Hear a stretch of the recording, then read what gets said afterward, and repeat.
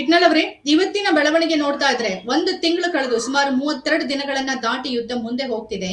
Isfahan ನಗರದ ಮೇಲೆ America ಬಹಳ ದೊಡ್ಡ ದಾಳಿಯನ್ನ ಮಾಡಿದೆ. ಸಾವು ನೋವು ಆಗಿರ್ಬೋದು ಅಂತಿದೆ. ಯಾಕೆಂದ್ರೆ 20 ಲಕ್ಷ ಜನಸಂಖ್ಯೆ 900 ಕೆಜಿಗಿಂತ ಹೆಚ್ಚಿನ ತೂಕದ ಬಾಂಬ್ ಅನ್ನ ದಾಳಿ ಮಾಡಿದೆ ಅಂತಂದ್ರೆ ದೊಡ್ಡ ಪ್ರಮಾಣದಲ್ಲಿ ಹಾನಿ ಜೊತೆಗೆ ಮಾನವ ಸಂಕುಲ ಬಹಳ ನಷ್ಟ ಅನುಭವಿಸಿರತ್ತೆ. ಏನು ತಮ್ಮ ಪಾಯಿಂಟ್ ಆಫ್ ವ್ಯೂ, ಯಾವ ಕಡೆ ಸಾಗ್ತಾ ಇದೆ ಈ ಯುದ್ಧ, ಏನ್ ಅನ್ಸುತ್ತೆ ತಮ್ಗೆ?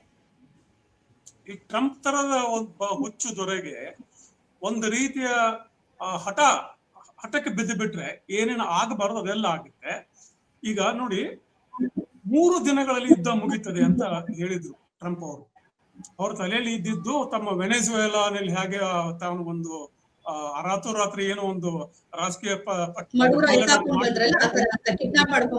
ಆಗ್ಬಿಡ್ತದೆ ಅನ್ಕೊಂಡ್ಬಿಟ್ಟಿದ್ರು. ಆದ್ರೆ ಇರಾನ್ ಬೇರೆ, ವೆನೆಜುವೆಲಾ ಬೇರೆ, ಇರಾನ್ ಬೇರೆ. ಇರಾನ್ ಹೆಚ್ಚು ಕಡಿಮೆ ಭೂ ಪ್ರದೇಶಕ್ಕೆ ಹೋಲಿಕೆ ಮಾಡೋದಾದ್ರೆ ಹೆಚ್ಚು ಕಡಿಮೆ ಭಾರತದಷ್ಟು ದೊಡ್ಡ ದೇಶ ಇರಾನ್. ಮತ್ತೆ ಬಹಳ ದೊಡ್ಡ ಅದಕ್ಕೆ ಇತಿಹಾಸ ಇದೆ. ಅದು ಪರ್ಷಿಯನ್ ರಾಜ್ಯಗಳಿಂದ ಮತ್ತೆ ಶಾಗಳ ಆದ್ಮೇಲೆ ಈ ಇಸ್ಲಾಮಿಕ್ ಒಂದು ಏನು ರಿಜಿಮ್ ಇದೆಯಲ್ಲ, ಬಹಳ ದೊಡ್ಡ ಇತಿಹಾಸ ಇದೆ. ಹಾಗೆ ನೋಡಿದ್ರೆ ಇರಾನ್ ಹೆಸರೇ ಬಂದಿರೋದು ಆರ್ಯನ್ ಶಬ್ದದಿಂದ. ಅವೆಲ್ಲ ದೊಡ್ಡ ಇತಿಹಾಸ ಇದೆ, ಮತ್ ಬೇರೆ. ಆದ್ರೆ ಟ್ರಂಪ್ಗೆ ಅಥವಾ ಟ್ರಂಪ್ನ ಯಾರು ಸಲಹೆಗಾರ ಇದ್ದಾರೆ, ಬಹುಶಃ ಅವರು ಇತಿಹಾಸ ಓದಿದಾರೋ ಇಲ್ವೋ ಅಂತ ನನಗೊಂದು ಡೌಟ್ ಇದೆ.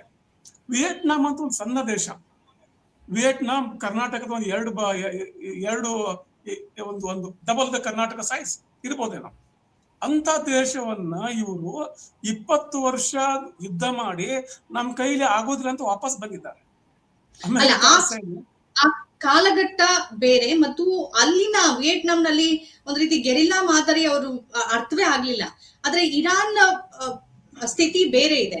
ಮತ್ತೆ ಇವತ್ತಿನ ಸ್ಥಿತಿ, ಇವತ್ತಿನ ಯುದ್ಧದ ಪರಿಕರಗಳು ಬೇರೆ. ಅಮೆರಿಕದ ಮರೀನ್ಸ್ ಆಗ್ಲಿ, ನೇವಿ ಸೀಲ್ಸ್ ಆಗ್ಲಿ, ಇವ್ರಿಗೆ ಎಷ್ಟು ಅನುಭವ ಇದೆ. ಒಂದು ರೀತಿಯ ಗುಡ್ಡಗಾಡು ಮತ್ತು ಮರುಭೂಮಿ ಮಿಶ್ರಿತ ಒಂದು ಪ್ರದೇಶದಲ್ಲಿ ಯುದ್ಧ ಮಾಡಿ ಎಷ್ಟು ಅನುಭವ ಇದೆ? ಸಾಧ್ಯನೇ ಇಲ್ಲ. ಇದೇನೋ ಮಿಸೈಲ್ ಏರ್ ಟು ಲ್ಯಾಂಡ್ ಒಂದು ಅಟ್ಯಾಕ್ ಆಗ್ತಾರೆ, ಏನೋ ಒಂದು ಅವ್ರಿಗೊಂದು ಮೇಲ್ಮಟ್ಟದ ಗೆಲುವು ಕಾಣ್ತಿದೆ. ಇರಾನ್ಗೆ ಎಂತ ಅನಿವಾರ್ಯತೆ ಉಂಟಾಗಿದೆ ಅಂದ್ರೆ ಅಲ್ಲಿ ಸೋಲು ಸಾಧ್ಯನೇ ಇಲ್ಲ ಅವ್ರಿಗೆ. ಈಗ ಅವರನ್ನ ಬಗ್ಸೋಕ್ ಸಾಧ್ಯನೇ ಇಲ್ಲ. ಅವ್ರನ್ನ ನೀವು ಕೊಂದಾಕ್ಬೋದು, ಅದ್ರ ಬಗ್ಗೋದಿಲ್ಲ ಅವರು. ಆ ಸ್ಥಿತಿಗೆ ತಂದಿಟ್ಬಿಟ್ಟಿದ್ದೀರಿ ನೀವು. ಮಾತುಕತೆ ನಡೆಯುವಾಗ ದಾಳಿ ಮಾಡಿ ಯಾರ ಜೊತೆ ನೀವು ಮಾತುಕತೆ ಮಾಡಬೇಕಾಗಿತ್ತು ಆ ರೀತಿಯ ನಾಯಕರುಗಳನ್ನ ನೀವು ಮುಗಿಸಿಬಿಟ್ಟು ಯಾರ ಜೊತೆ ಮಾತುಕತೆ ಮಾಡ್ಕೊಳ್ಳೋರಿದ್ದೀರಿ? ಮೊದಲನೇ ಲೆವೆಲ್, 2ನೇ ಲೆವೆಲ್, 3ನೇ ಲೆವೆಲ್ ನಾಯಕರನ್ನ ಕೊಂದಾಗ್ಬಿಟ್ಟು ಯಾರ ಜೊತೆ ಮಾತುಕತೆ ಮಾಡ್ತೀರಿ? ಆಮೇಲೆ ಉಳಿಕೆ ಇರಾನಿನ ನಾಯಕರುಗಳು ಈಗ ನಾವು ಸೋತಿದ್ದೇವೆ ಅಂತ ಟ್ರಂಪ್ ಹತ್ರ ಮಾತುಕತೆಗೆ ಹೋದ್ರೆ ಇರಾನಿನ ಜನತೆ ಅವ್ರನ್ನ ಕ್ಷಮಿಸ್ತಾರ? ಇರಾನಿನ ಒಂದು ಸೆಂಟಿಮೆಂಟ್ ಇರ್ತದೆ.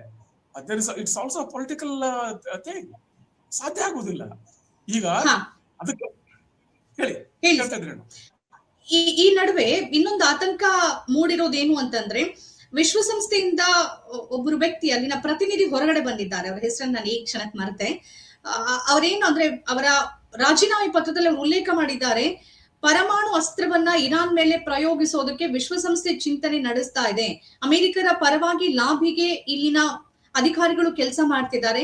ಆ ಕಾರಣಕ್ಕೆ ನಾನು ಅದರ ಭಾಗ ಆಗ್ಬಾರ್ದು ಅಂತ ಹೊರಗಡೆ ಬರ್ತಿದ್ದೀನಿ ಅಂತ ಬಹಿರಂಗವಾಗಿ ರಾಜೀನಾಮೆ ಪತ್ರದಲ್ಲಿ ಅವರು ಉಲ್ಲೇಖ ಮಾಡಿದ್ದಾರೆ. ಅಂದ್ರೆ ಇಡೀ ವಿಶ್ವ ಸಮುದಾಯ ಅಥವಾ ಇಸ್ರೇಲ್ ಮತ್ತು ಅಮೆರಿಕದ ಒತ್ತಡಕ್ಕೆ ಯುಎನ್ ಕೂಡ ಮಣಿತಾ ಇದೆಯಾ? ಯಾವ ಯುಎನ್ ಅನ್ನ ಬಲಹೀನವನ್ನಾಗಿ ದುರ್ಬಲವನ್ನಾಗಿ ಮಾಡಿದ್ರು ಅದ್ರ ಮುಖಾಂತರವಾಗಿ ಅಣ್ವಸ್ತ್ರ ಪ್ರಯೋಗಕ್ಕೆ ಬೆಳವಣಿಗೆ ನಡೀತಿದೆಯಾ? ಏನ್ ಅನ್ಸುತ್ತೆ ಇದ್ರ ಬಗ್ಗೆ? ವಿಶ್ವಸಂಸ್ಥೆ ಚಾರ್ಟರ್ ಮತ್ತು ಅದರ ಸೆಕ್ಯೂರಿಟಿ ಕೌನ್ಸಿಲ್ ಚಾರ್ಟರ್ ಆಗಲಿ ಇತ್ಯಾದಿಗಳನ್ನ ನೋಡಿದ್ರೆ ಅವರು ನೇರವಾಗಿ ಅಣ್ವಸ್ತ್ರ ಬಳಕೆಗೆ ಪಾರ್ಟಿ ಆಗೋದಕ್ಕೆ ಅಥವಾ ಅದಕ್ಕೆ ಅನುವು ಮಾಡಿಕೊಡೋದಕ್ಕೆ ಸಾಧ್ಯನೇ ಇಲ್ಲ. ಆ ಯುಎನ್ ಚಾರ್ಟರ್ ಅದಕ್ಕೆ ಹಾದಿ ಕೊಡೋದೇನೆ ಇಲ್ಲ. ಅದು ಆಗಬಾರದಂತಾನೆ ಯುನೈಟೆಡ್ ನೇಷನ್ ಮಾಡಿರೋದು. ಹಾಗಿರುವಾಗ ಒಳಗಿಂದೊಳಗೆ ಸಂಚುಗಾಗಿ ನಡೀತಿರುವ ಮಾತು ಬೇರೆ. ಅಥವಾ ಯುನೈಟೆಡ್ ನೇಷನ್ ಸುಮ್ಮನಾಗ್ಬೋದು ಅಕಸ್ಮಾತ್ ಅಮೆರಿಕ ಮತ್ತೆ ಅಣುಬಾಂಬನ್ನ ಪ್ರಯೋಗ ಮಾಡಿದ್ರೆ. ಅದೇ ಅಣುಬಾಂಬನ್ನ ಅಮೆರಿಕ ಪ್ರಯೋಗ ಮಾಡಿದ್ರೆ it is start of world war. ಯಾಕಂದ್ರೆ ಇದು ಕೇವಲ ಇರಾನ್ನ ಪ್ರಶ್ನೆ ಅಲ್ಲ, ಇದು ಒಂದು ಅಂತಾರಾಷ್ಟ್ರೀಯ ನೈತಿಕತೆಯ ಪ್ರಶ್ನೆ. ನಾವೊಂದು ಈಗ ಡೊಮೆಸ್ಟಿಕ್ ಪಾಲಿಟಿಕ್ಸ್ ನಲ್ಲಿ, ಭಾರತದ ರಾಜಕಾರಣದಲ್ಲಿ ಹೇಗೆ ರಾಜಕೀಯ ನೈತಿಕತೆ ಬಗ್ಗೆ ಮಾತಾಡ್ತೀವೋ ಹಾಗೇನೆ ಅಂತಾರಾಷ್ಟ್ರೀಯ ಮಟ್ಟದ ರಾಜಕಾರಣದಲ್ಲಿ ಅಲ್ಲೂ ಒಂದು ನೈತಿಕತೆನ ಕಾಪಾಡೋದಕ್ಕೆ ರೂಲ್ ಬೇಸ್ಡ್ ಆರ್ಡರ್ ತಗೊಂಡ್ ಬಂದಿದ್ದೇವೆ. ಆಮೇಲೆ ಈಗ ಯಾಕೆ ಚೈನಾ ತೈವಾನ್ ಮೇಲೆ ದಾಳಿ ಮಾಡಬಾರ್ದು, ಅಥವಾ ಯಾಕೆ ರಷ್ಯಾ ಮತ್ತೆ ತನ್ನ ಹಿಂದಿನ ಒಂದು ಪ್ರದೇಶಗಳನ್ನ ಮತ್ತೆ ಹೊಂದಬಾರದು ಅನ್ನೋ ಎಲ್ಲ ವಿಚಾರಗಳಿಗೆ ಒಂದು ನೈತಿಕ ಆಧಾರದ ಮೇಲೆ ಅಂತಾರಾಷ್ಟ್ರೀಯ ಮಟ್ಟದಲ್ಲಿ ವಾದ ಮಾಡ್ತಾರೆ. ಈಗ ನೀವು ಇರಾನ್ ಮೇಲೆ ಅಮೆರಿಕ ಬಾಂಬ್ ಹಾಕಿದ್ರೆ ಇರಾನ್ ಇಂದ ಅಮೆರಿಕಾಗೆ ನೇರವಾಗಿ ಯಾವ್ದು ಅಪಾಯ ಇಲ್ಲ. ಅಮೆರಿಕದ NCTC ಡೈರೆಕ್ಟರ್ ರಾಜೀನಾಮೆ ಮಾಡೋಂಗೆ ಹೇಳಿದ್ದಾರೆ. ಅವ್ರು ಹೇಳೋದು ಬಿಡಿ, ಜಗತ್ತಿಗೆ ಗೊತ್ತಿದೆ ಅಮೆರಿಕಕ್ಕೆ ಇರಾನ್ ಇಂದ ಯಾವ ಅಪಾಯ ಇತ್ತು ನೇರವಾಗಿ. ಇರಾನಿಗೆ ಅಣ್ವಸ್ತ್ರ ಬಂದ್ರೆ ಇಸ್ರೇಲ್ಗೆ ಅಪಾಯ, ಅದು ಬೇರೆ ವಿಚಾರ. ಅಮೆರಿಕಕ್ಕೆ ಏನ್ ಅಪಾಯ ಇತ್ತು? ಅಮೆರಿಕ ದಾಳಿ ಮಾಡುವಂತ, ಈಗ ದಾಳಿ ಅಂದ್ರೆ ಯುದ್ಧ ಮಾಡೋದು, ಯಾವಾಗ ಯುದ್ಧ ಮಾಡ್ತೀವಿ ನಾವು? ಒಂದು ದೇಶ, ನನ್ನ ದೇಶಕ್ಕೆ ಅಪಾಯ ಇದೆ ಡೈರೆಕ್ಟ್ ಆಗಿ, ಅಥವಾ ನನ್ನ ದೇಶದ ಮೇಲೆ ದಾಳಿ ಮಾಡಿದಾಗ ಯಾವುದೂ ಇಲ್ಲದ ಕಾಲದಲ್ಲಿ ಟ್ರಂಪ್ ನಿನ್ನೆ ಹೇಳಿಕೆಯನ್ನ ಗಮನಿಸಿದ್ರೆ ಇಟ್ನಾಳ್ ಅವರೇ, ಅವ್ರು ನೇರವಾಗಿ ಹೇಳ್ತಾ ಇದ್ದಾರೆ, ಇಲ್ಲಿ ತನಕ ಅವ್ರದ್ದೇನಿತ್ತು ರೆಜಿಮ್ ಚೇಂಜು ಮತ್ತು ಪರಮಾಣು ಹೊಂದಿರುವ ದೇಶವಾಗಿರಬಾರದು, ಅದನ್ನ ನಿಶಸ್ತ್ರ ಮಾಡ್ಬೇಕು ಅನ್ನೋದು ಅವ್ರ ಮೊದಲ ವಾದ ಏನಿತ್ತಲ್ಲ, ಅದಕ್ಕೆ ವ್ಯತಿರಿಕ್ತವಾಗಿ ನಿನ್ನೆ ಹೇಳಿಕೆ ಕೊಟ್ಟಿದ್ದಾರೆ. ಇರಾನ್ನ ಇಂಧನ ತೈಲ ಮಾಡಬೇಕು, ಅಷ್ಟೇ ಅಲ್ಲ ಇರಾನ್ ಅನ್ನ ನಿರ್ನಾಮ ಮಾಡಬೇಕು ಅಂತ ಮಾತಾಡ್ತಿದ್ದಾರೆ ಟ್ರಂಪ್. ಇವತ್ತು ಸಂಜೆ ವಾರ್ ಸೆಕ್ರೆಟರಿ ಹೆಗ್ಸೆತ್ ಅವರ ಪ್ರೆಸ್ ಕಾನ್ಫರೆನ್ಸ್ ನೋಡ್ತಾ ಇದ್ದೆ ನಾನು. ಹಿಟ್ಲರ್ಗೆ ಒಬ್ಬ ವಾರ್ ಅಸೋಸಿಯೇಟ್ ಇದ್ದ, ಗೋರಿಂಗ್ ಅಂತ, ಹರ್ಮನ್ ಗೋರಿಂಗ್ ಅಂತ, ಎಕ್ಸಾಕ್ಟ್ ಸೇಮ್ ಭಾಷೆ. ಇವತ್ತು ಹೆಗ್ಸೆತ್ ಮಾತಾಡಿದ ಭಾಷೆ ಗೋರಿಂಗ್ ಭಾಷೆನೆ. ಇವರೆಲ್ಲ ಆಮೇಲೆ ಗೋರಿಂಗ್ ಆಗ್ಲಿ ಅಥವಾ ಹಿಮ್ಲರ್ ಆಗ್ಲಿ ಮತ್ತೆ ಗೋಬೆಲ್ಸ್ ಆಗ್ಲಿ, ಇವರೆಲ್ಲ ಹೇಗೆ ಯುದ್ಧ ನಂತರದ ಕಾಲದಲ್ಲಿ ಹೇಗೆ ಅಂತಾರಾಷ್ಟ್ರೀಯ ಕ್ರಿಮಿನಲ್ ಕೋರ್ಟ್ ಇವರನ್ನ ಗಲ್ಲಿಗೇರಿಸಿದ ಅಂತ ಗೊತ್ತಿದೆ ಇವ್ರಿಗೆ. ಶ್ವೇತಭವನದ ಇಡೀ ಇನ್ಕ್ಲೂಡಿಂಗ್ ಟ್ರಂಪ್, ಶ್ವೇತಭವನದ ಎಲ್ಲಾ ಅಧಿಕಾರಿಗಳು ಇದೇ ಭಾಷೆಯಲ್ಲಿ ಮಾತಾಡ್ತಿದ್ದಾರೆ. ಮೊನ್ನೆ ತಾನೇ ಅಲ್ಲಿನ ಮಹಿಳಾ ಅಧಿಕಾರಿ ಒಬ್ರು ಮಾತಾಡ್ತಾ ಇದ್ರು, ಇರಾನ್ ಏನಾದ್ರು ಪ್ರತಿದಾಳಿ ಮಾಡಿ ಅಥವಾ ಟ್ರಂಪ್ ಮಾತನ್ನ ಕೇಳಲಿಲ್ಲ ಅಂತಂದ್ರೆ ಟ್ರಂಪ್ ಏನ್ ಮಾಡ್ತಾರೆ ಅಂತಾನೆ ಗೊತ್ತಿಲ್ಲ. ಇದೇ ಭಾಷೆಯಲ್ಲಿ ಟ್ಯಾಮ್ ಬಂಡಿ ಜಸ್ಟಿಸ್ ಡಿಪಾರ್ಟ್ಮೆಂಟ್ ಡೈರೆಕ್ಟರ್ ಆಕೆ ಮಾತಾಡ್ತಾಳೆ ನೋಡಿ. ಆಕೆ ಕಾಂಗ್ರೆಸ್ಸಿನ ಸಂಸತ್ತಿನ ಒಂದು ಸ್ಥಾಯಿ ಸಮಿತಿ ಮುಂದೆ ವಿಚಾರಣೆಗೆ ಬಂದಾಗ ಆಕೆ ಟ್ರಂಪ್ ಈ ದೇಶಕ್ಕೆ ಮಾಡಿದ ಉಪಕಾರ ನೀವು ಮರಿಬಾರ್ದು ಅಂತ ಮಾತಾಡ್ತಾಳೆ. ಆಕೆ she is an employee, she is public servant. ಆಕೆ ಉಪದೇಶ ಮಾಡ್ತಾಳೆ ಸಂಸತ್ತಿನ ಸ್ಥಾಯಿ ಸಮಿತಿಗೆ. ಮತ್ತೆ ಆಕೆನೇ ಹೇಳ್ತಾಳೆ, ಜನವರಿಯಲ್ಲಿ ಕಳೆದ ಜೂನ್ ಅಲ್ಲಿ ನಾವು ಇರಾನಿನ ಎಲ್ಲ ನ್ಯೂಕ್ಲಿಯರ್ ಎಲ್ಲ ಅಣು ಸ್ಥಾವರಗಳನ್ನ ನಿರ್ನಾಮ ಮಾಡಿದ್ವಿ, ಈಗ ಅಣ್ವಸ್ತ್ರ ದಾಳಿಯ ಬಗ್ಗೆ ನಮ್ಗೆ ಅಪಾಯ ಇರಲಿಲ್ಲ ಅವಳೇ ಹೇಳ್ತಾಳೆ. ಮತ್ತೆ ಯಾಕೆ ನೀವೀಗ ದಾಳಿ ಮಾಡಿದ್ರೆ ಅವಳ ಉತ್ತರ ಇಲ್ಲ. ಟ್ರಂಪ್ ಹೇಳಿದ್ರು ಮಾಡಿದ್ವಿ. ಕಾಂಗ್ರೆಸ್ ಅದೇ ಪ್ರಶ್ನೆ ಕೇಳ್ತಾರೆ, ಟ್ರಂಪ್ ಹೇಳಿದ ತಕ್ಷಣ ಮಾಡೋದು ನಿಮ್ಮ ಕೆಲಸವ ಅಥವಾ ನೀವು ಟ್ರಂಪ್ಗೆ ಸರಿಯಾದ ಮಾಹಿತಿ ಕೊಡೋದು ನಿಮ್ ಕೆಲಸವ? ಅದಕ್ಕೆ ಉತ್ತರ ಇಲ್ಲ. ನಿಮ್ಮ ಕೆಲಸ ಸರಿಯಾದ ಮಾಹಿತಿಯನ್ನು ಟ್ರಂಪ್ ಹೇಳ್ಬೇಕಾ ಅಥವಾ ಟ್ರಂಪ್ ಹೇಳಿದ ತಕ್ಷಣ ನೀವು ಬಾಂಬ್ ಹಾಕೋದಾ? ಉತ್ತರ ಇಲ್ಲ. ಬಟ್ ಇವತ್ತಿನ ಒಂದು ಬೆಳವಣಿಗೆ ಏನಿದೆಯಲ್ಲ, ತೀರಾ ಭಯಾನಕ ಮತ್ತು ಚಿಂತಾಜನಕವಾಗಿದೆ. ಆದರೆ ಎಂದಿಗೂ ಕೂಡ ನನಗನ್ಸೋದಿಲ್ಲ ಇರಾನ್ ಹಿಂದೆ ಸರಿತಿದೆ ಅಂತ. ಯಾಕಂದ್ರೆ ಒಂದು ಇಡೀ ತಲೆಮಾರ ಕರೆಕ್ಟ್. ಈಗ ಅವ್ರು ಏನ್ ಮೊದಲು ಒಂದ್ ಹೇಳಿಕೆಗೆ ಬದ್ಧರಾಗಿದ್ರು, 9 ಕೋಟಿ ಜನಸಂಖ್ಯೆ ಇದೆ, ಕೊನೆ ವ್ಯಕ್ತಿ ಇರೋ ತನಕ ನಮ್ ಹೋರಾಟ ಮುಂದುವರಿಯತ್ತೆ ಅಂತ, ಅಂದ್ರೆ ನಾವ್ ಎಲ್ಲೂ ಕೂಡ ತಲೆ ಬಾಗೋದಿಲ್ಲ ಅಂತ ಅದಕ್ಕೆ ಮತ್ತೆ ಅವ್ರು ಬದ್ಧರಾಗಿನೇ ಹೋರಾಟ ಮಾಡ್ಕೊಂಡ್ ಬರ್ತಿದ್ದಾರೆ. ಈ ನಡುವೆ ಹಾರ್ಮೋನ್ ಜಲಸಂಧಿಯಿಂದ ಪಾಸ್ ಆಗುವ ಎಲ್ಲ ಹಡಗುಗಳಿಗೆ ದೊಡ್ಡ ಮಟ್ಟದ ಶುಲ್ಕವನ್ನ ವಿಧಿಸೋದಕ್ಕೆ ಇರಾನ್ ನಿರ್ಧಾರ ಮಾಡಿದೆ. ಅದು ಭಾರತವೂ ಸೇರಿದಂತೆ ಎಲ್ಲ ರಾಷ್ಟ್ರಗಳಿಗೆ ಅನ್ವಯ ಆಗುತ್ತೆ. ಈ ಹುಚ್ಚು ದೊರೆಗಳ ಹೋರಾಟದಲ್ಲಿ ಅನಗತ್ಯವಾಗಿ ನಮ್ಮ ಮೇಲೆ ಹೊರೆ ಬೀಳತ್ತೆ. ಕೆಲವು ರಾಷ್ಟ್ರಗಳ ಹಡಗುಗಳ ಸಂಚಾರಕ್ಕೆ ಅವಕಾಶವನ್ನ ಕೊಟ್ಟಿದ್ರು ಇರಾನ್, ಅದರ ಮೇಲೆ ಈ ರೀತಿಯ ಶುಲ್ಕ, ಮೊದಲೇ ಆಮದು ಶುಲ್ಕ ಇದೆ, ಅದರ ನಡುವೆ ಈ ತರದ ಶುಲ್ಕ ಅಂತಂದ್ರೆ ಎಲ್ಲಿ ಹೋಗ್ಬೇಕು? ಇದು ವಿಶ್ವದ ಆರ್ಥಿಕತೆ ಮತ್ತು ದೇಶಗಳ ಆರ್ಥಿಕತೆ, ಅದ್ರಲ್ಲೂ ಕೂಡ ಮುಂದುವರಿತಿರುವ ರಾಷ್ಟ್ರಗಳ ಆರ್ಥಿಕತೆ. ಇದ್ರ ಬಗ್ಗೆ ಏನ್ ಪ್ರತಿಕ್ರಿಯಿಸ್ತೀರಿ? ಯಾರು ಹೊಣೆಗಾರರು ಇದಕ್ಕೆ? ಈಗ ನಾವು ಸ್ವಲ್ಪ ಇರಾನಿನ ಪರಿಸ್ಥಿತಿನ ಅರ್ಥ ಮಾಡ್ಕೊಂಡು ಮಾತಾಡೋದು. ನಮಗೆ ಖರ್ಚಾಗುತ್ತೆ, ಹೊರೆ ಆಗುತ್ತೆ, ಅದು ನಿಜ. ಆದ್ರೆ ಇರಾನಿಗೆ ತನಗೆ ಬೇಕಾದ ಯುದ್ಧ ವೆಚ್ಚವನ್ನು ಹೇಗೆ ಭರಿಸಬೇಕು, ಅಮೆರಿಕ ಪರಿಹಾರ ಕೊಡ್ತದ ಅದನ್ನ ಕೇಳಿದಾರ ಅವರು. ಯುದ್ಧ ನಿಲ್ಲೋದಾದ್ರೆ ಪರಿಹಾರ ಕೊಡ್ಬೇಕು ನಮ್ಗೆ, ಮತ್ತೆ ನಮ್ಗೆ ಹರ್ಮೂಸ್ ನಮ್ಮ ವಶದಲ್ಲೇ ಇರ್ಬೇಕು, ಇದು ಕಂಡೀಷನ್ ಹಾಕಿದಾರೆ ಈಗಾಗ್ಲೇ ಅವರು. ಯುದ್ಧ ನಿಲ್ಲೋದಾದ್ರೆ ಇರಾನಿನ ಕರಾರಿನ ಮೇಲೆ ಮುಗೀತದೆ, ಟ್ರಂಪ್ ಹೇಳಿದ ಕರಾರಿನ ಮೇಲೆ ಮುಗಿಯೋದಿಲ್ಲ ಅಂತ ಮಾತಾಡ್ಬಿಟ್ಟಿದ್ದಾರೆ ಈಗಾಗ್ಲೇ ನಾವು. ಆದ್ರೆ ಅಂತಾರಾಷ್ಟ್ರೀಯ ಒಂದು ಕಮ್ಯುನಿಟಿ, ಅಂತಾರಾಷ್ಟ್ರೀಯ ಮತ್ತು ಮಟ್ಟದಲ್ಲಿ ಅನೇಕ ದೇಶಗಳು ಇವತ್ತು ಸ್ಪೇನ್ ಆಗಿರ್ಲಿ, ಫ್ರಾನ್ಸ್ ಆಗಿರ್ಲಿ, ಇಟಲಿ ಆಗಿರ್ಲಿ, ಇವೆಲ್ಲ ತಮ್ಮ ಏರ್ ಸ್ಪೇಸ್ ಅನ್ನ, ತಮ್ಮ ವಾಯು ಪ್ರದೇಶವನ್ನ ಅಮೆರಿಕ ಬಳಸಬಾರದು ಅಂತ ಕ್ಲಿಯರ್ ಆಗಿ ಹೇಳ್ಬಿಟ್ಟಿದೆ. ಈ ಯುದ್ಧಕ್ಕೋಸ್ಕರ ಅಮೆರಿಕದ ವಿಮಾನಗಳಿಗೆ ನಮ್ಮ ವಾಯು ಪ್ರದೇಶದಲ್ಲಿ ಪ್ರವೇಶ ಇಲ್ಲ ಅಂತ ಹೇಳಿ ಆಗಿದೆ. ಭಾರತ ಹೇಳಿದೆಯಾ?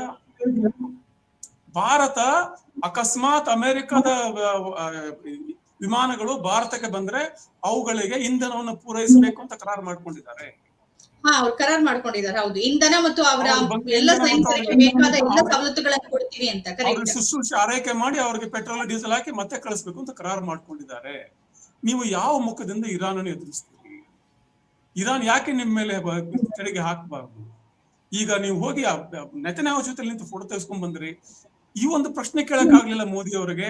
ಯಾಕೆ ಅಮೆರಿಕ, ಟ್ರಂಪ್ ನಿಮ್ಗೆ ಏನ್ ಅಪಾಯ ಇತ್ತು? ಇರಾನ್ ಇಂದ ನಿಮ್ಗೆ ಏನ್ ಅಪಾಯ ಇತ್ತು? ಯಾಕೆ ದಾಳಿ ಮಾಡಿದ್ರಿ? ಕರೆಕ್ಟ್. ಈಗ ಏನಾಗುತ್ತೆ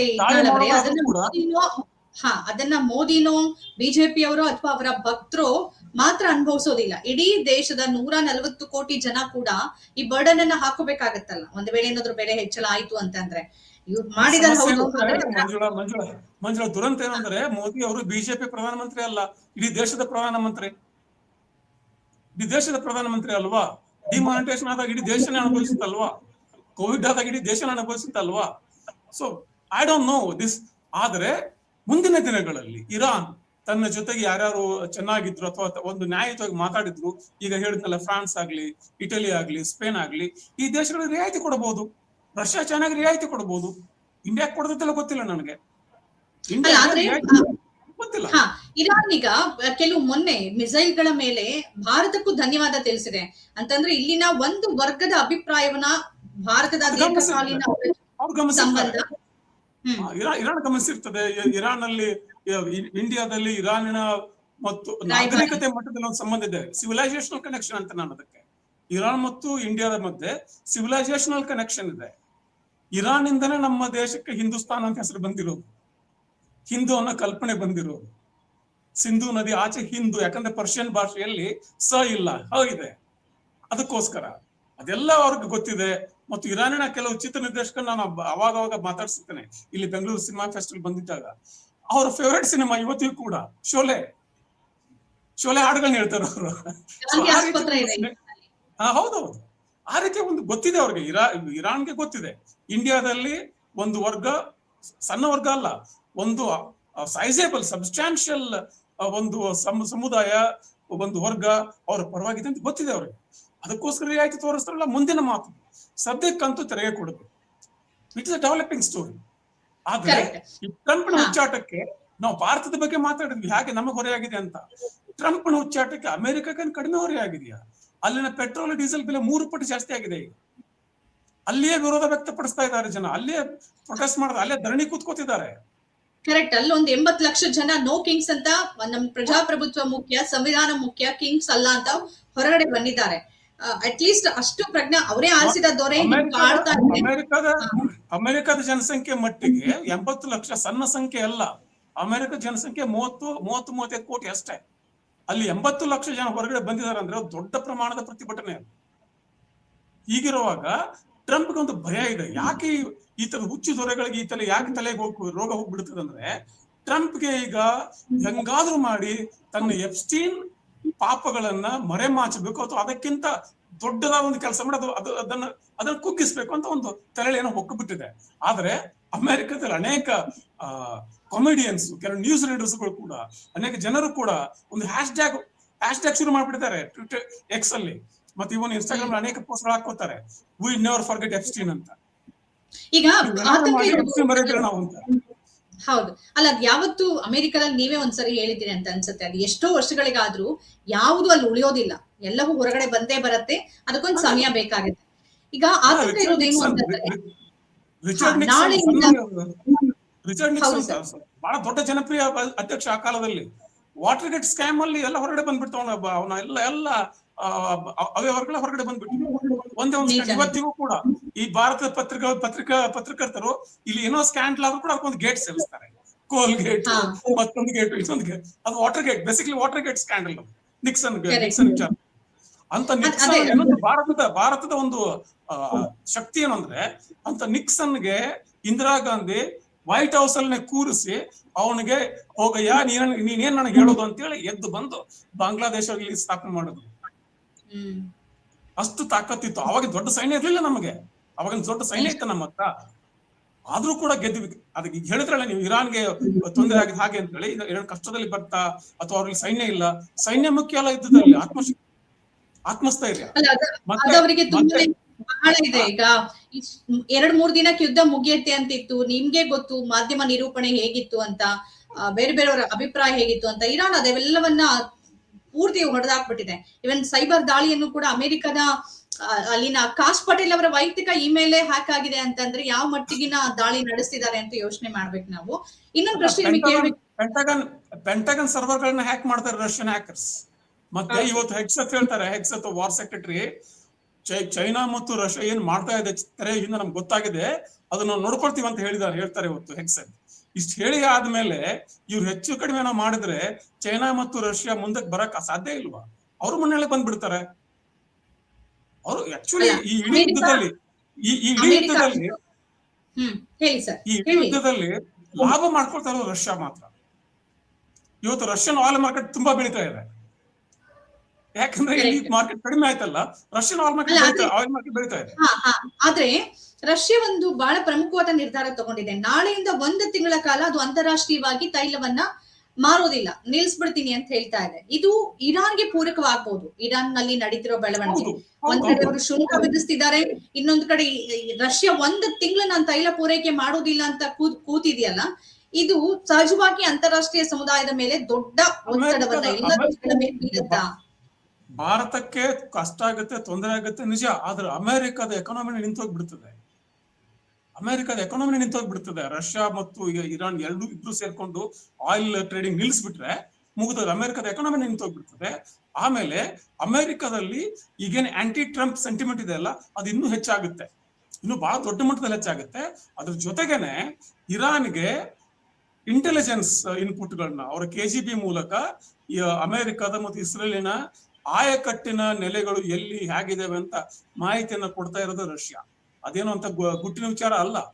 ಸೊ ಹೀಗಿರುವಾಗ ಇರಾನ್ ನಿಮ್ಗೆ ಮೇಲ್ಮಟ್ಟಕ್ಕೆ ಅದೊಂದು ಏಕಾಂಗಿಯಾಗಿ ನಿಂತ ದೇಶ ಅಂತ ಕಾಣುತ್ತೆ ನಮ್ಗೆ. ಅದು ಏಕಾಂಗಿ ಅಲ್ಲ. ನಾಳೆ ಇದು ಹೀಗೆ ಮುಂದುವರೆದ್ರೆ ಇವತ್ತಿನ ಏನೇನು ವ್ಯತ್ಯಾಸಗಳಿದಾವಲ್ಲ ಈ ಅರಬ್ ದೇಶಗಳ ಜೊತೆಲಿ ಇರಾನ್ ಜೊತೆಲಿ, ಅವು ಕೂಡ ಗೌಣವಾಗಿ ಇಡೀ ಮಧ್ಯಪ್ರಾಚ್ಯ ಒಟ್ಟಾಗಿ ನಿಲ್ಲುವ ಸಾಧ್ಯತೆ ಇದೆ. ಯಾಕಂದ್ರೆ ಈ ಯುದ್ಧ ನಡೀತಾ ಇರೋದು ಇಸ್ರೇಲಿಗೋಸ್ಕರ. ಇಸ್ರೇಲಿಗೆ ಯಾರು ಗೆಳೆಯರಿಲ್ಲ ಮಧ್ಯದಲ್ಲಿ. ಇಸ್ರೇಲಿನ ಮೊಟ್ಟ ಮೊದಲನೇ ವಾರ್ ಆಗಿರ್ತಾನೆ ಇದೇ ಇರಾಕ್, ಸೌದಿ ಎಲ್ಲ ಸೇರ್ಕೊಂಡು, ಈಜಿಪ್ಟ್ ಸೇರ್ಕೊಂಡು ಯುದ್ಧ ಮಾಡಿದ್ದು. ಅದಾದ್ಮೇಲೆ ಇರಾನ್ ಪ್ರವೇಶ ಮಾಡಿದ್ದು. ಇಸ್ರೇಲಿಗೆ ಮಧ್ಯಪ್ರಾಚ್ಯದಲ್ಲಿ ಯಾರು ಗೆಳೆಯರಿಲ್ಲ. ಬಹುಶಃ ಜಗತ್ತಲ್ಲೂ ಕೂಡ ಬಹಳ ಗೆಳೆಯರಿಲ್ಲ. ಅವ್ರಿಗೆ ಇರೋದು ಒಂದೇ ಅಮೆರಿಕ. ಈ ಅಮೆರಿಕ ಸೋತ್ರೆ ಇಸ್ರೇಲ್ ಸೋತ್ರೆ ಅಮೆರಿಕ ಸೋತಂಗೆ. It is very interesting. ಇದು ಮುಂದೆ ಫಾದರ್ಲ್ಯಾಂಡ್ ಮದರ್ಲ್ಯಾಂಡ್ ಬಗ್ಗೆ ಏನು ಇಲ್ವಾ ಕಮೆಂಟ್? ಓ ಗಾಡ್, ಒಳ್ಳೇದಾಯ್ತು ನೀವು ಜ್ಞಾಪಕ ಮಾಡಿಸಿರೋದು. ಅಲ್ಲ, ಇದು ವಾಟ್ ಈಸ್ ದಿಸ್ ಅಂದ್ರೆ, ಈ ಫಾದರ್ಲ್ಯಾಂಡ್ ಅಂತ ಕಾನ್ಸೆಪ್ಟ್ ಇರೋದು ಜರ್ಮನ್ ಕಾನ್ಸೆಪ್ಟ್. ಅದು ಜರ್ಮನಿಯಲ್ಲಿ ಮದರ್ಲ್ಯಾಂಡ್ ಅನ್ನೋದಿಲ್ಲ ದೇಶಕ್ಕೆ. ನಾವು ಮದರ್ಲ್ಯಾಂಡ್ ಅಂತ ಮಾತೃಭೂಮಿ ಅಂತೀವಿ, ಅಲ್ಲಿ ಪಿತೃಭೂಮಿ ಅಂತಾರೆ. ಆ ಪಿತೃಭೂಮಿಯಲ್ಲಿ ಯಹೂದಿಗಳನ್ನ ಹೇಗೆ ನಡೆಸ್ಕೊಂಡಿದ್ರು, ಆ ಯಹೂದಿಗಳ ಕೊಲೆಯನ್ನ ಸಮರ್ಥಿಸಿಕೊಂಡಿದ್ದು RSS ನ ಗೋಡ್ವಾಲ್ಕರ್ ಪತ್ರದಲ್ಲಿ, ಗಾಂಧಿ ಅವ್ರಿಗೆ ಬರೆದ ಪತ್ರದ, ಮಹಾತ್ಮ ಗಾಂಧಿ ಬರೆದ ಪತ್ರದಲ್ಲಿ. ಏನ್ರಿ ಹಿಟ್ಲರ್ ಅವರು ದೇಶದ ರಾಜಕಾರಣ ಮಾಡ್ತಾರ್ರಿ, ನಾವ್ಯಾಕೆ ಅದ್ರಲ್ಲಿ ಇಂಟರ್ಫಿಯರ್ ಆಗ್ಬೇಕು, ನಾವು ಮೂಗ್ ತೂರಿಸ್ಬಾರ್ದು ಅಂತ ಬರ್ದಿದ್ರಿ ಅವರು ಗೋಳ್ವಾಲ್ಕರ್ ಅವರು. ಈಗ ಅದೇ ಯಹೂದಿಗಳ ಪರವಾಗಿ ಇಲ್ಲಿ ನಿಂತಿದ್ದಾರೆ. ಅದಕ್ಕೋಸ್ಕರ ಅಲ್ಲಿ ಹೋಗಿ ಇದೊಂದು ಭಾರತ ಮಾತೃಭೂಮಿ, ಇದು ಪಿತೃಭೂಮಿ ಅಂತ ಹೇಳ್ತಾರಲ್ಲ, ಇವ್ರಿಗೆ ಮಾತೃ ಅಂದ್ರೂ ಗೊತ್ತಿಲ್ಲ, ಪಿತೃ ಅಂದ್ರೂ ಗೊತ್ತಿಲ್ಲ. ಪಿತೃಭೂಮಿ ಅಂದ್ರೆ ಮಹಾತ್ಮ ಗಾಂಧಿಯನ್ನ ರಾಷ್ಟ್ರಪಿತ ಅಂತ ಒಪ್ಪೋದಿಲ್ಲ ನೀವು. ಹೋಗಿ ಪಕ್ಕದ ಮನೆಗೆ ಪಿತೃಭೂಮಿ ಅಂತೀರಿ. ಪಕ್ಕದ ಮನೆ ಅದು ಪಿತೃಭೂಮಿ ಅಂತೀರಿ. ಆಲ್ರೆಡಿ ನಾವು ಅದನ್ನ ಅದೇನು ಅಂತಾರಲ್ಲ, ಅನುಭವಿಸ್ತಿದೀವಿ ಅಂತ. ಖಂಡಿತ ಅನುಭವಿಸ್ತಿದೀವಿ. ಭಾರತದ ಮಟ್ಟಿಗೆ ನಾವು ಇಸ್ರೇಲ್ಗೆ ಪಿತೃಭೂಮಿ ಅಂದಿರೋದನ್ನ, ಮೋದಿ ಅಂದಿರೋದನ್ನ ಇರಾನ್ ಎಂದಿಗೂ ಮರೆಯೋದಿಲ್ಲ. ಜ್ಞಾಪಕ ಇರಲಿ, ಇರಾನ್ ಎಂದಿಗೂ ಮರೆಯೋದಿಲ್ಲ. ಸರಿ, ಈಗ ಭಾರತದ ಮಟ್ಟಿಗೆ ನೋಡೋದಾದ್ರೆ ಈಗಿನ ಬೆಳವಣಿಗೆಗಳು ಎಷ್ಟೋ ಕಡೆಯಲ್ಲಿ ಅಡುಗೆ ಅನಿಲ ಕೂಡ ಸಿಗ್ತಾ ಇಲ್ಲ. ಇಲ್ಲಿ ತನಕ ಕಮರ್ಷಿಯಲ್ ಗ್ಯಾಸ್ ಅಭಾವ ಇತ್ತು, ಈಗ ಅಡುಗೆ ಅನಿಲ ಇಲ್ಲ. ನಗರ ಪ್ರದೇಶದಿಂದ ಜನ ಗುಳೆ ಹೋಗ್ತಾ ಇದ್ದಾರೆ, ಹೋಟೆಲ್ಗಳು ಮುಚ್ಚಿದೆ. ಪರೋಕ್ಷವಾಗಿ ಕೃಷಿ ಕ್ಷೇತ್ರದ ಮೇಲೆ, ಹೋಟೆಲ್ ಉದ್ಯಮದ ಮೇಲೆ, MSME ಕೈಗಾರಿಕೆಗಳ ಮೇಲೆ, ರೈತರು ಈರುಳ್ಳಿ, ಟೊಮಾಟೊ ಎಲ್ಲ ಬೆಳ್ಕೊಂಡವರು ರಫ್ತು ಮಾಡೋಕಾಗದೆ, ಹಾಗೆ ಅಂದ್ರೆ ಇಡೀ ಆರ್ಥಿಕತೆ ಮೇಲೆನೆ ಹೊಡೆತ ಬೀಳ್ತಾ ಇದೆ. ಇದನ್ನ ಹೇಗೆ ನಿಭಾಯಿಸುತ್ತೋ ಸರ್ಕಾರ ಗೊತ್ತಿಲ್ಲ. ಮೋದಿ ಅವರ ಎದುರಿಗೂ ಯಾವ್ದೇ ಪ್ರಧಾನಿ ಇದ್ರು ದೊಡ್ಡ ಚಾಲೆಂಜ್. ಅವರೇ ಮಾಡ್ಕೊಂಡಿರೋ ತಪ್ಪುಗಳು ಕೆಲವು ಇದ್ರು ಕೂಡ ಬಹಳ ದೊಡ್ಡ ಚಾಲೆಂಜ್. ಮತ್ತೆ ಕೊರೋನಾ ಸಂಕಷ್ಟದ ದಿನಗಳಿಗೆ ನಾವು ವಾಪಸ್ ಹೋಗ್ತೀವ ಅಂತ ಭಯ ಕಾಡತ್ತೆ. ಏನ್ ಅನ್ಸುತ್ತೆ ಇದ್ರ ಬಗ್ಗೆ ತಮ್ಗೆ? ಭಯ ಪಡ್ಬೇಕಾಗಿಲ್ಲ. ಮೋದಿ ಅವರು ಹೇಳಿಬಿಟ್ಟಿದಾರಲ್ಲ ಸದನದಲ್ಲಿ, ಕೊರೋನಾ ಕಾಲದ ಸಂಕಷ್ಟಗಳ ತರ ಬರ್ತವೆ ನಮ್ಗೆ ಅಂತ ಹೇಳಿಬಿಟ್ಟಿದ್ದಾರೆ ಈಗಾಗಲೇ, ಅಧಿಕೃತವಾಗಿ ಹೇಳಿದ್ದಾರೆ. There is no surprise in it. ಆದ್ರೆ ಒಬ್ಬ ಪ್ರಧಾನಿಯಾಗಿ ನನ್ನ ದೇಶ ಹಿತ ಕಾಪಾಡಬೇಕಾದ್ರೆ ನೆಹರು ಅವರು ಹಾಕಿಕೊಟ್ಟ ಒಂದೇನು ಪಾಠ, ಅಲಿಪ್ತ ನೀತಿ. ನಾನು ಇಸ್ರೇಲ್ ಪರವಾಗಿಯೂ ಕಾಣಬಾರ್ದು, ಇರಾನ್ ಪರವಾಗಿ ಕಾಣಬಾರ್ದು, ನಾನು ನ್ಯಾಯ ಪರವಾಗಿ ಮಾತ್ರ ಇರಬೇಕು ಅಂತ ನಡ್ಕೊಂಡಿದ್ರೆ ಇದ್ಯಾಕಾಗ್ತಿತ್ತು? ಈಗ ಇವರು ನಿರ್ಲಿಪ್ತವಾಗಿದಾರ? Do you think India is neutral? You are standing openly with Israel, you are standing openly with America, you are not neutral. ಹಾಗಿರುವಾಗ you will suffer. This is bad. ಅದು ಬೇರೆ ವಿಚಾರ, ಯುದ್ಧ ನ್ಯಾಯನೋ ಅನ್ಯಾಯನೋ ಬೇರೆ ವಿಚಾರ. Your foreign policy is bad. Your foreign policy is anti India, pro America, pro Israel. It is anti India. ಇದನ್ನ ಯಾರು ಹೇಳೋರು ಅವ್ರಿಗೆ? ಇದು ಕೂಡ ನಾಳೆ ಎಪ್ಸ್ಟೈನ್ ಫೈಲ್ ಬಂದ್ರು ಬರ್ಬೋದು. ಈ ದೇಶದ ನಿರೂಪಣೆ ಹೆಂಗಿದೆ ಅಂತಂದ್ರೆ ಇಟ್ನಾಳ್ ಅವರೇ, ನಾವು ಪಾಕಿಸ್ತಾನದ ಜೊತೆಗೆ ಅಥವಾ ಫಿಲಿಪೈನ್ಸ್ ಜೊತೆಗೆ ಅಲ್ಲಿ ಇಂಧನ ತುರ್ತು ಘೋಷಣೆ ಮಾಡಿದ್ದಾರೆ, ಇಲ್ಲಿ ಬೇರೆ ರೀತಿ ಇದೆ, ಆ ದೇಶಗಳಿಗಿಂತ ನಾವು ಪರವಾಗಿಲ್ಲ ಅಂತ ನಾವು ಕಂಪೇರ್ ಚೀನಾ ಜೊತೆ ಮಾಡ್ಕೊಳ್ಳೋದಿಲ್ಲ. ನಾವು ಕಂಪ್ಯಾರಿಸನ್ ಇಲ್ಲಿನ ನಿರೂಪಣೆ ಆಗಿದೆ. ನಾವು ಪಾಕಿಸ್ತಾನದ ಜೊತೆ ಬೆಟರ್. ಅದೊಂದು ರೋಗಿಷ್ಠ ಮನಸ್ಥಿತಿ. ನಾನು ಒಂದು ಕ್ಲಾಸ್ ಅಲ್ಲಿ ತಗೊಳ್ಳಿ, ನಾನು ರ್ಯಾಂಕ್ ನಂಬರ್ 2, ರ್ಯಾಂಕ್ ನಂಬರ್ 3 ಇದ್ದೇನೆ. ನಾನು ಫಸ್ಟ್ ರ್ಯಾಂಕ್ ಹುಡುಗನ ಜೊತೆ ಕಾಂಪಿಟೇಷನ್ ಮಾಡ್ಬೇಕಾ, ಅಥವಾ ನಾನು ಫೇಲ್ ಆದ ಲಾಸ್ಟ್ ಬೆಂಚ್ ಜೊತೆ ಕಾಂಪಿಟೇಷನ್ ಮಾಡ್ಬೇಕಾ? ನಾನು ಫೇಲ್ ಆಗಿಲ್ಲ ಅಂತ ಹೇಳ್ಕೊಂಡು ಓಡಾಡಲ್ಲ, ನಾನು ಫಸ್ಟ್ ರ್ಯಾಂಕ್ ಬಂದಿಲ್ಲ ಅಂತ ಹೇಳಿ.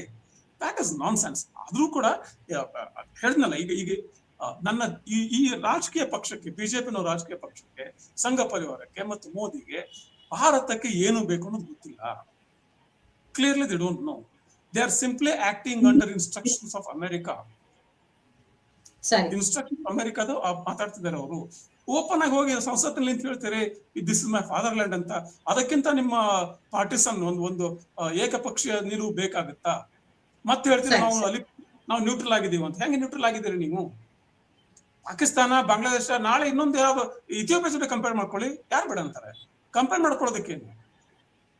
ಇಥಿಯೋಪಿಯಾ ಜೊತೆ ಕಂಪೇರ್ ಮಾಡ್ಕೊಳ್ರಿ. ಮತ್ತೆ ವಿಶ್ವಗುರು ಹೇಗೆ ನೀವು? ಪಾಕಿಸ್ತಾನ, ಬಾಂಗ್ಲಾದೇಶ ಕಂಪೇರ್ ಮಾಡ್ಕೊಂಡು ನೀವು ವಿಶ್ವಗುರು, ದೇಶದ ಜಗತ್ತಿನ 3ನೇ ಎಕಾನಮಿ, ಅದೇಂಗ್ ಸಾಧ್ಯ ಆಗುತ್ತೆ? ಎರಡೂ ಬೇಕು ನಿಮ್ಗೆ. ಈ ಬಿಜೆಪಿ ಮತ್ತು ಸಂಘ ಪರಿವಾರದ ಸಮಸ್ಯೆ ಏನು ಅಂದ್ರೆ, ಇವರಿಗೆ ಮಹಾತ್ಮ ಗಾಂಧಿನೂ ಬೇಕು, ಗೋಡ್ಸೆನೂ ಬೇಕು. ಇವರಿಗೆ ಅಮೆರಿಕ, ಇಸ್ರೇಲ್ ಬೇಕು, ಇರಾನು ಬೇಕು. ಸಾಧ್ಯ ಆಗೋದಿಲ್ಲ. ನೀವು ಗೋಡ್ಸೆ ಪೂಜನೆ ಮಾಡಬೇಕು, ಮಹಾತ್ಮ ಗಾಂಧಿ ಪೂಜನೆ ಮಾಡಬೇಕು, ಅಲಿಪ್ತ ನೀತಿನೂ ಅನ್ಬೇಕು, ಇಲ್ಲಿ ಇಸ್ರೇಲ್ ಜೊತೆ ನಿಂತ್ಕೋಬೇಕು. ಇದೊಂಥರ ಅಸಂಗತ ನಾಟಕ ಅಂದ್ಕೊಂಡ್ಬಿಟ್ಟಿದ್ದಾರೆ ಇವರೆಲ್ಲ. ಇದೊಂದು ಅಸಂಗತ ನಾಟಕದ ಪಾತ್ರಧಾರಿಗಳು ಅವರಾದ್ರೆ ಅದರ ಪರಿಣಾಮಗಳನ್ನ ಇಡೀ ದೇಶದ ಜನ ಅನುಭವಿಸಬೇಕು. ಅದೇ ಪ್ರಜಾಪ್ರಭುತ್ವದ ಒಂದು ಏನಂತಾರೆ, ಅದಕ್ಕೆ ಡಿಮೆರಿಟ್ ಅನ್ಬಹುದು. ಎಲ್ಲೋ ಬಹುಶಃ ಬರ್ಟ್ರಾಂಡ್ ರಸಲ್ ಅನುಭವ ಇರ್ಬೇಕು. ಇತ್ತೀಚೆಗೆ ಯಾವ್ದೋ ಒಂದು ರಿಪೋರ್ಟ್ ನೋಡ್ತಾ ಇದ್ರೆ ಇಟ್ನಾಳ್ ಅವ್ರೆ, ನಮ್ದು ದೋಷಪೂರಿತ ಪ್ರಜಾಪ್ರಭುತ್ವ ಅಂತ ಯಾವ್ದೋ ಒಂದು ಸಂಸ್ಥೆ ರಿಪೋರ್ಟ್ ಅನ್ನ ಕೊಟ್ಟಿದೆ. ಇಲ್ಲಿ ಸಂಪೂರ್ಣ ಪ್ರಜಾಪ್ರಭುತ್ವ ಅಂತ ಯಾವ ಲೆಕ್ಕದಲ್ಲೂ ಹೇಳೋಕ್ ಆಗೋದಿಲ್ಲ. ಎನಿವೇಸ್ ನನಗೆ ಮತ್ತೆ ವಿಚಾರಕ್ಕೆ ತುಂಬಾ 4-5 ವರ್ಷಗಳ ಹಿಂದೆ ಬಹುಶಃ ಶಶಿಧರ್ ಅವರು ಯಾರೋ ಇರಬೇಕು, Manishankar Aiyar, it is a functioning dictatorship, it's a functioning anarchy ಅಂತ ಹೇಳಿದ್ರು. ಇಟ್ಸ್ ಅ ಫಂಕ್ಷನಿಂಗ್ ಅನಾರ್ಕಿ, ಅದು ಬೇರೆ ವಿಚಾರ. ಆದ್ರೆ ಬರ್ಟ್ರಾಂಡ್ ರಸಲ್ ಬಹಳ ದೊಡ್ಡ ಮಾತು ಹೇಳಿದ್ದು ಆ ಕಾಲದಲ್ಲೇ, ಪ್ರಜಾಪ್ರಭುತ್ವ ಕಳ್ಳರನ್ನು ಅಧಿಕಾರಕ್ಕೆ ತರ್ತದೆ ಅಂತ. Democracy throws rogues in power ಅಂತ. ಅದನ್ನ ಹಿಟ್ಲರ್ ಕೂಡ ನೆನಪಿರಲಿ ನಮಗೆ. ಹಿಟ್ಲರ್ ಕೂಡ ಪ್ರಜಾಪ್ರಭುತ್ವದ ಮಾರ್ಗದಿಂದನೇ ಡಿಕ್ಟೇಟರ್ ಆಗಿದ್ದು. ಅವನು ಕೂಡ 2-3 ಚುನಾವಣೆಗಳನ್ನ ಗೆದ್ದು, ಪ್ರತಿಯೊಂದು ಚುನಾವಣೆ ಗೆದ್ದಾಗ ಏನೋ ಜನಪ್ರಿಯ ಕಾರ್ಯಕ್ರಮ ಹಾಕೊಂಡು ಒಂದು ಪ್ರಪಗಾಂಡ ಮಾಡಿ, ಗೋರಿಂಗು ಮತ್ತೆ ಗೋಬೆಲ್ಸ್ ಒಂದು ಪ್ರಪಗಾಂಡ ಮಾಡ್ಕೊಂಡು ಬಂದು, ಆಮೇಲೆ ಒಂದೊಂದೇ ಫ್ರೀಡಮ್ಗಳನ್ನ, ಸ್ವಾತಂತ್ರ್ಯಗಳನ್ನ ಲಿಮಿಟ್ ಮಾಡ್ತಾ ಬಂದು 3ನೇ ಅವಧಿಗೆ ಆತ ಡಿಕ್ಟೇಟರ್ ಆಗ್ತಾನೆ. ಅವನು ಸಡನ್ ಆಗಿ ಬಂದು ಡಿಕ್ಟೇಟರ್ ನಾನು ಅಂತ ಹೇಳಿಲ್ಲ. ಪ್ರಜಾಪ್ರಭುತ್ವ ಮತ್ತು ಸಂವಿಧಾನ ಎರಡನ್ನು ಬಳಸ್ಕೊಂಡೆ ಆತ ಡಿಕ್ಟೇಟರ್ ಆಗಿತ್ತು. That we are saying in action.